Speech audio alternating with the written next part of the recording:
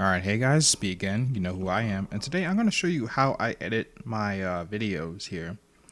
So I'm using Premiere Pro CC 2014, right? And originally I was going to put a like a funny little montage for my 3K special, or 3,000 subscriber special, but some of the audio wasn't that great, and like it wasn't like, especially my older videos, like the audio kind of like, it just kind of sounded low res every time I made like an S sound, but I fixed that, and I never knew that was a problem in my older videos, but I fixed it now due to compression settings. So alright, let's get right into it. So I'm going to show you. Okay, so first thing is we need some footage here, right? Of course, I know like other video editors have a different way of doing that. I mean, this isn't really a Premiere Pro tutorial.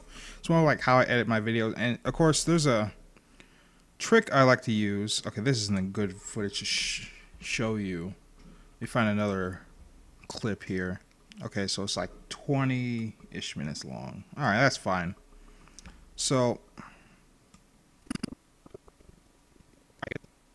alright, so this is like one of my videos, like with footage unedited, and it's like 28 minutes long. That's cool. So the bread and butter thing I like to do when I edit my videos, and so you see this little blank, these flat lines in the audio. So what I do is I make the audio bigger so I can actually see the waves and stuff. I know a lot of video editors can do that, video editing software can do that nowadays. So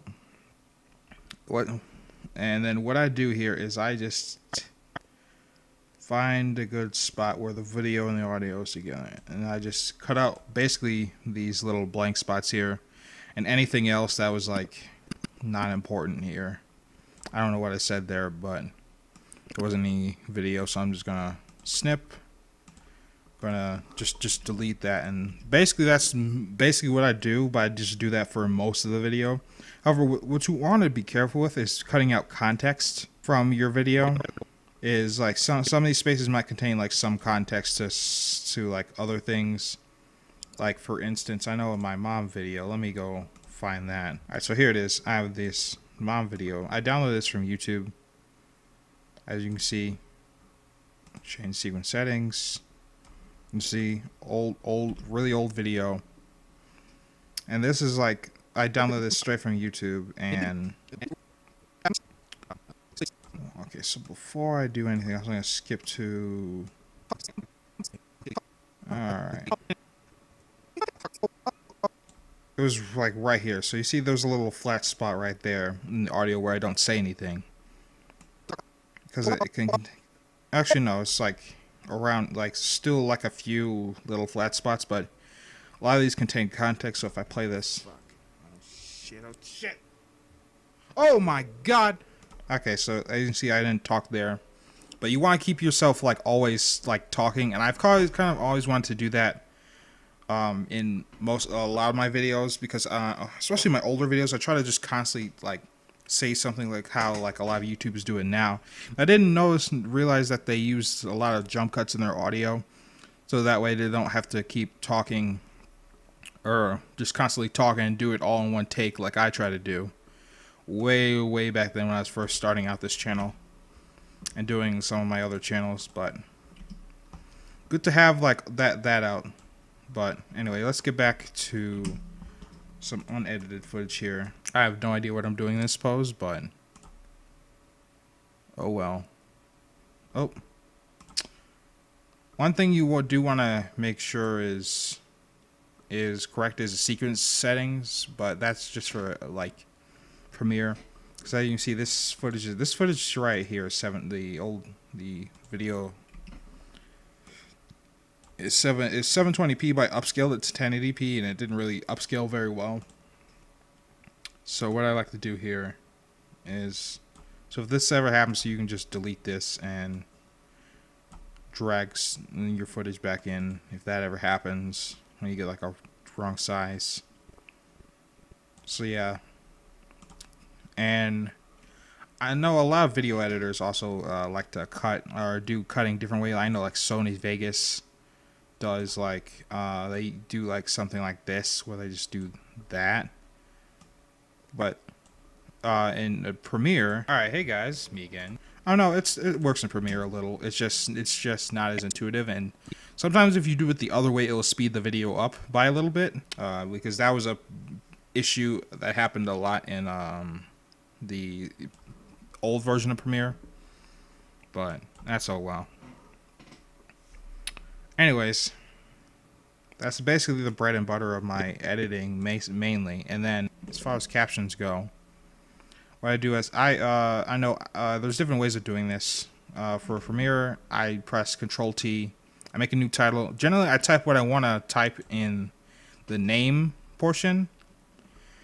Like, for example, this is a test. And then what I do is just Control A to copy it, to select it all, and I copy it. This way I don't have to retype all. This way I don't have to like retype that shit in. I know I could just do it right in here, but it's easier to keep track of it this way. I like to select my signature font for captions, which is Lee Gothic with condensed italics. Italics. There we go. And then I just copy and paste the text there. Sometimes it's like too big. And I have to like cut it down to multiple captions. And then what I like to do is like it normally starts out like solid white color, and I add what I do is I add an outer stroke to it, so that way it's more visible just against a video. Like for instance, if we're going, let's see, let's just add this part of the this video in here. There we go. And boom. And okay, so as you see, if I drag this here, it stands out more against like a bright colored background or bright colored footage, versus if I do it, make another title here called "This is Test 2."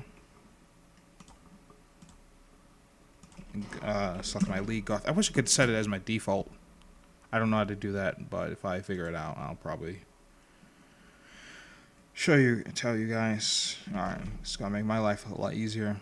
And then if I go ahead and place it, I use the little lines here to line it up to make sure it's like lined up with like center, because it's like it's just this is what I do.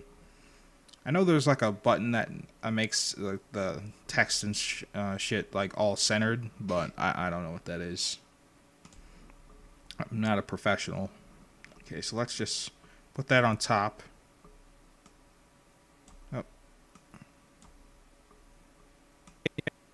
Oh wait, hold on, that's the wrong one. Alright, so as you can see, without the stroke, it doesn't really stand out as well, and it kind of blends in too well with everything else in the background, especially with bright colored. But we take these two. Oh, didn't mean to do that. Just don't place like captions directly on the original footage, because that will just delete the footage and you'll just be left with this. So just try not to do that. So you put it on top of like sort of like an extra layer. That's what I do. As you can see, one stands out a little bit better than the other, and it just kind of looks really soft.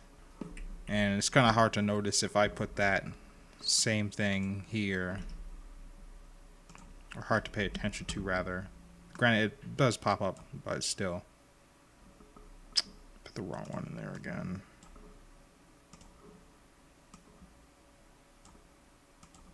If I just delete that.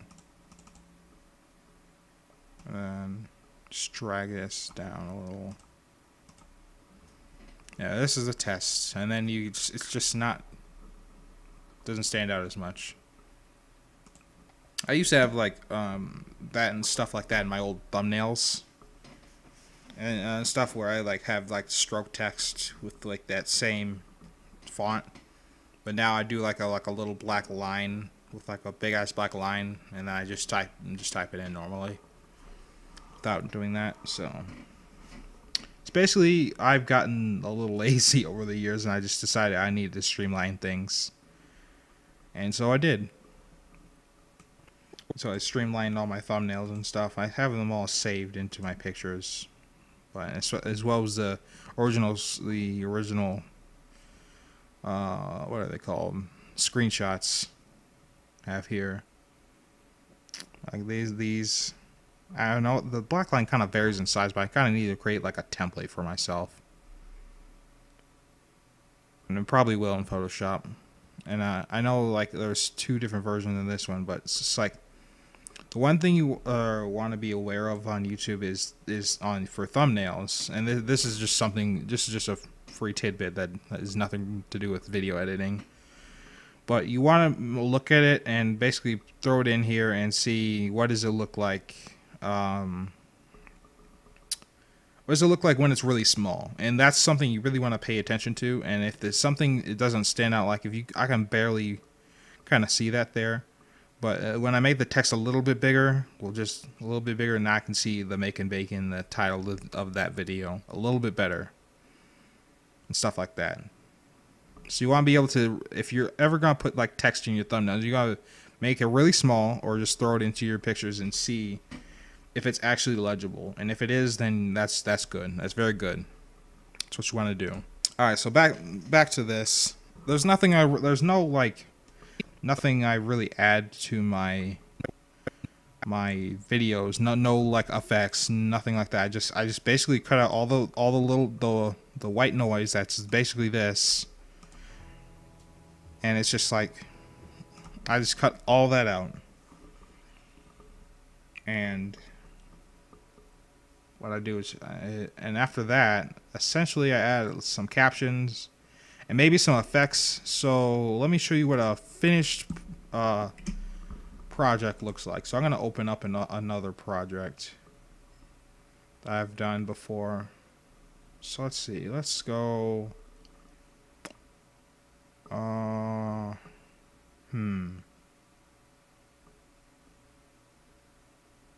Actually, let's just open up what I want to show you. So this one should stop making Easter eggs. Let's open this one. Cause I had a effect here that involved green screen and Filthy Frank. Where is he? Alright, so it was my coconut video that I made Filthy Frank appear, and what I did for that video is, let me just minimize these so I can save space on the screen. Basically what I did was I put the what did I do? So I had the still image, so it like acted sort of like a freeze frame, but freeze frames in Premiere are literally just you change the next frame of the video to be still the last one, and it's really bad, honestly. And you have to, like, if you want it to be like say really long, like this one, what I did is I just took a screenshot of this. I use the export frame, and I export to my pictures, drag it back into the project. I use that over, and I kind of split the footage up and use that in the middle. And you see, now Filthy Frank originally had a fucking green screen here. So let's drag him over here to our source. And this is just to view, like, or this is just here to view, like, our raw stuff from here. You can see he originally had a green screen. It's time to stop! And what you do, what I did to remove the green screen was I used an effect called chroma, or ultra key rather, is what I used. But it's normally called chroma key in other editing softwares, but it's the same thing essentially. So basically, there are different keys for different like things, but ultra key is generally apparently the best one for removing like green screen and doing simple stuff like that. Color key is okay, but okay, so let me just show you, put this at the end here. Okay, got our it's time to stop meme, and let's just let's go over to effects here. Color. I'm going to show you what color key does first. It's basically the same thing, but what you do is you take your dropper here, select the color. And it's not very good, and it doesn't have the as much as the it's a very high tolerance for the same color and not like different shades of that color, because as you can see the shadows he's casting doesn't really fit in with this as the same color. That's why I didn't want to use color key. I use the Ultra key, and I take this here, and then bam, it was just, yeah. So if you're using Premiere like I am, just use Ultra key. If you want to use do green screen stuff, and a lot of things I do on this channel, like I feel like in some clips the volume is too loud, so I have to turn it down. -7 decibels is what I did for a long time. Like, so now you can see. It's time to stop. And now Frank here is a bearable volume. Other than the original clip. God damn, that was loud. But in my old clips, in my old videos, I used to take the entire video, right? I just put all the entire video. Let's go back here. I took the entire video to -14 decibels. Let's just select that again. -14. And it was a bearable volume for me, but it was pretty damn quiet when I looked at it back in post. But it's pretty damn quiet, so I just stopped doing that altogether.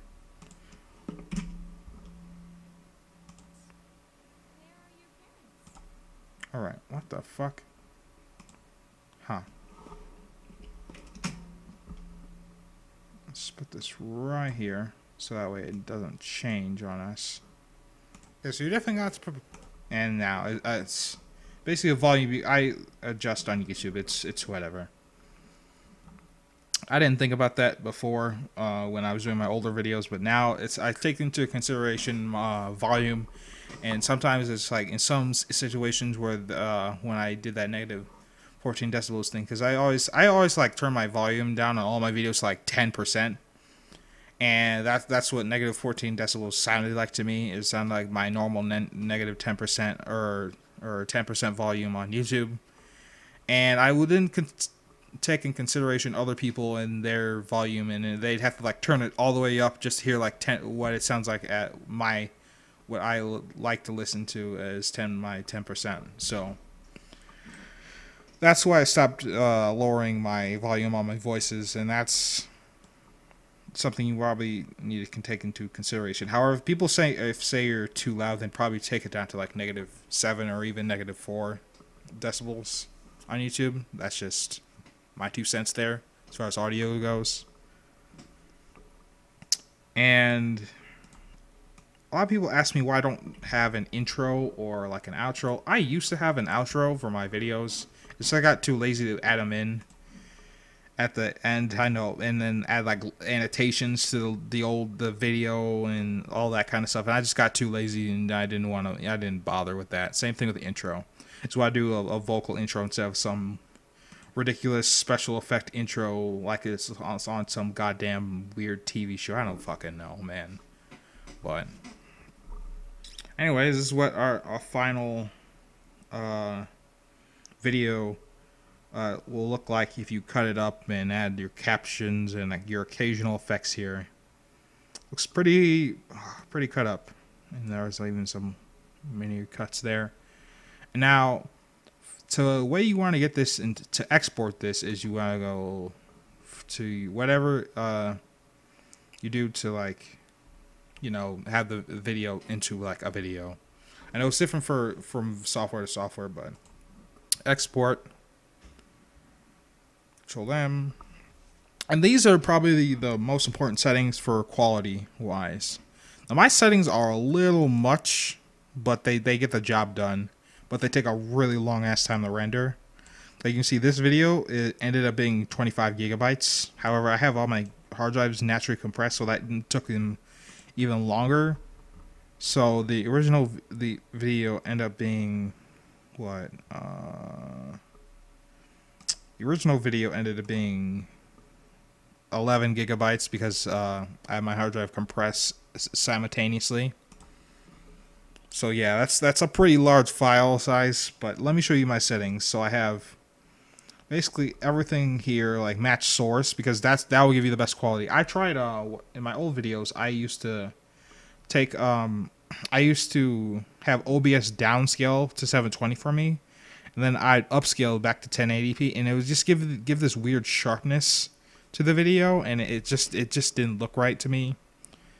And now that I have a actual, because back then I didn't have a monitor that was a 16:9 resolution. I had a monitor that was 4:3, which is one of those like 1280 by 1024 monitors, those little square ones that you probably find in your schools or whatnot. And I had to like downscale to a 16:9 resolution and then upload. It was a lot of work, and it was really annoying. And I didn't want to have bars on the sides, the left and right sides of my videos, so I just did that.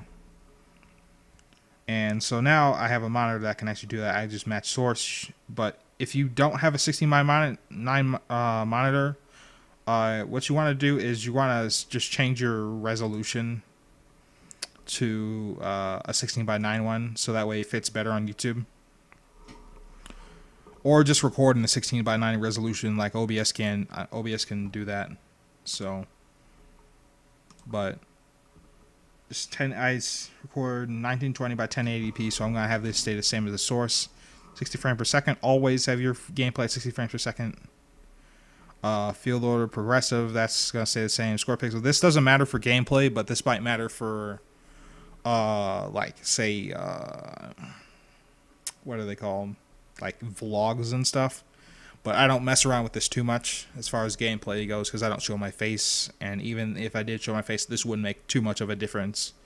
Now, TV standard, this kind of depends on where you live, but basically I have TV standard to NTSC, and I have because I live in America, and that's just the TV standard for here. PAL is basically everywhere else. Profile, I don't have the same as source, because source is like main and the profile, and you don't want that. You want this set on high. Always have that set on high, and generally you should have this set about, let me go back to my normal settings. So I generally have these two profile and level set as high as they can go, because this affects like the bitrate constraints. And what this does is basically changes the maximum encoding parameter. So basically with level 5.2, I can export up to a 4K video with that. And it gives me a decent, nice amount of quality. Although it's not necessary, I'd probably stick with 5.2. Add maximum render depth is something you'd use if you're upscaling footage, which is what I did a lot. It gave me the weird sharpness, but this isn't what caused it. But this is if you're upscaling a video from like one resolution to a bigger resolution, then turn this on. But since I'm not, I keep that off. Bitrate encoding. Now this is where it gets really tricky, right? So I'm using CBR, and CBR is at 120, and basically the rule of thumb for this is if I'm recording in 60 FPS, I'm gonna have this at double that number, and if I'm recording at 30, I'm gonna set this to 60. Now you can get away with going 60 for this. That's totally fine. Like it doesn't hurt the quality, and it takes the file size down significantly. It's just these are kind of like, they aren't exactly my own settings. It's just something I wanted to try out for quality sake, and they just work. So, or I know the default, it's like one default set. It's like one pass. It's like 1 or 2 passes the default, and then it's set to like one is set to 5 and the other set to 7. Those are okay settings. It's just, let's set these to default here. So let's go. This is basically the normal default for exporting stuff like that. In this case, so we got 10 and 12. These are also fine. It's just I'm gonna upload a quality comparison, and I'll put a link to it in the description. I'll show you, to show you like what's the difference. But I generally stick to CBR for gameplay and stuff like that.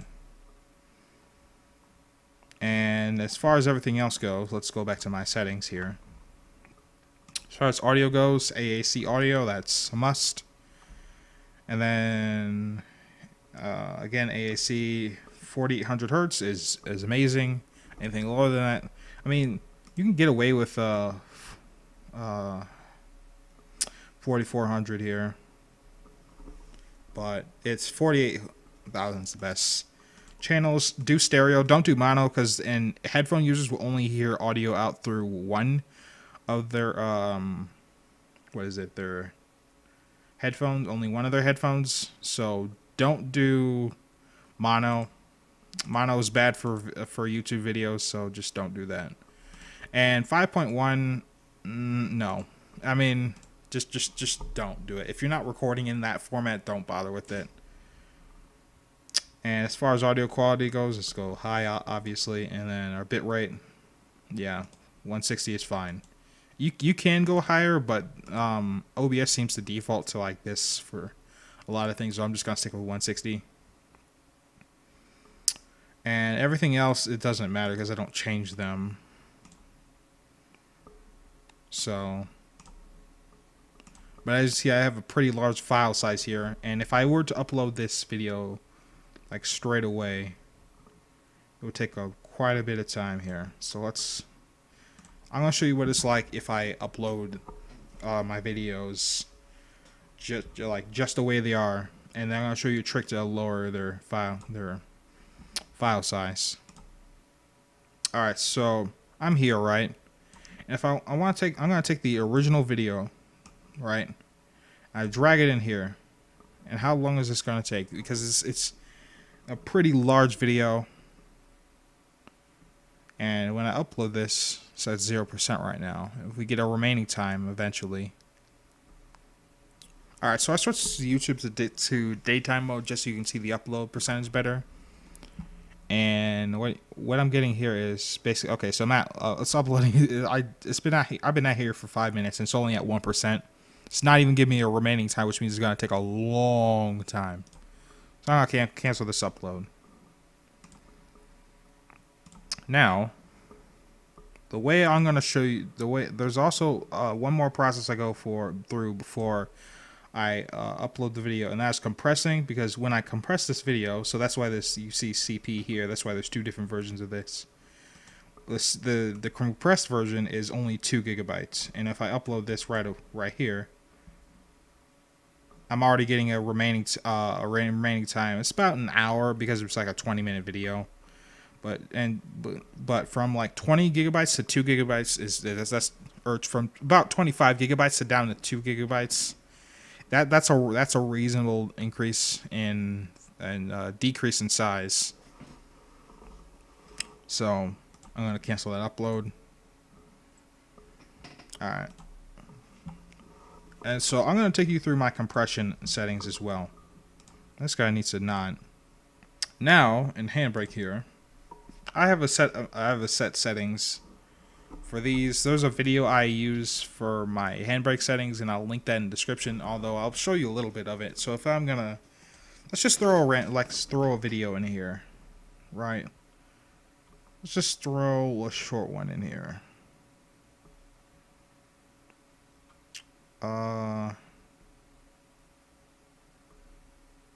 Let's throw my little clip of my argon scope. This is only 11 seconds.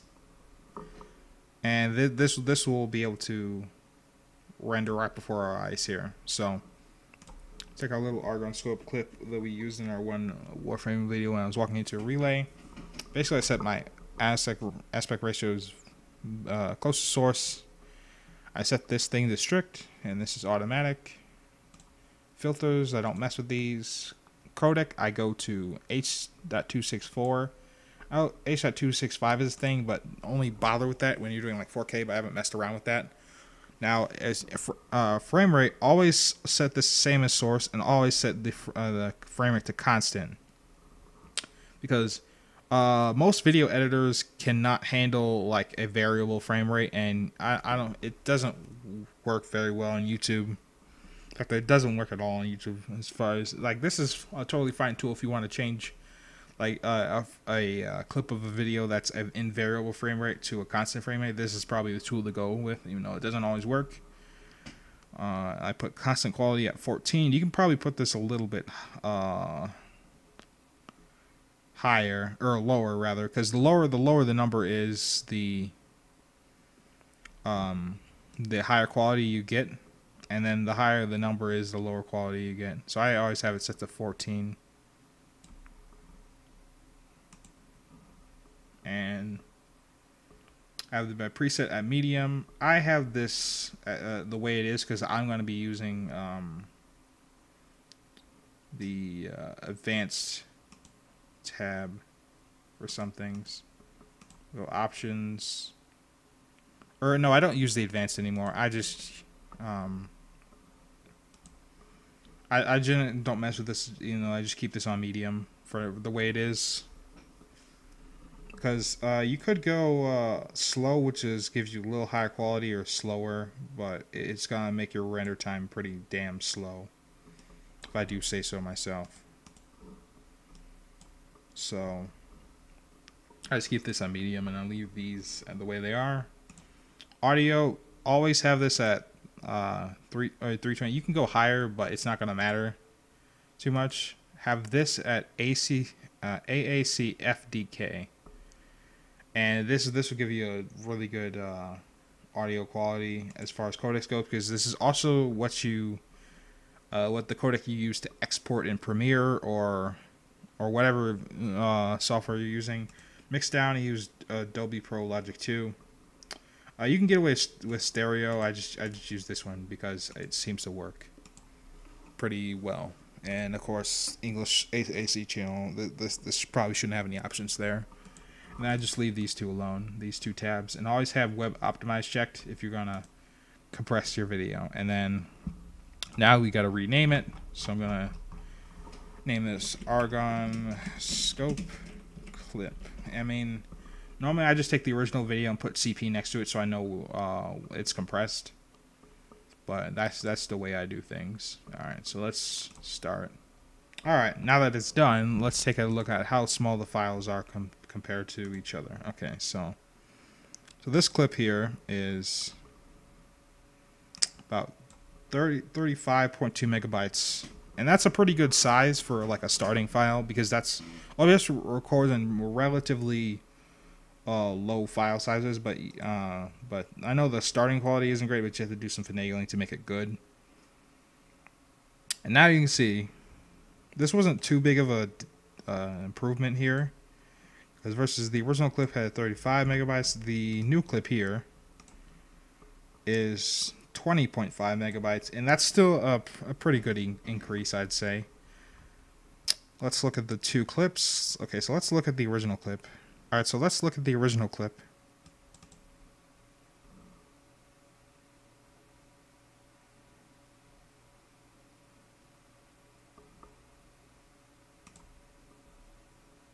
Alright. Now let's look at the new one.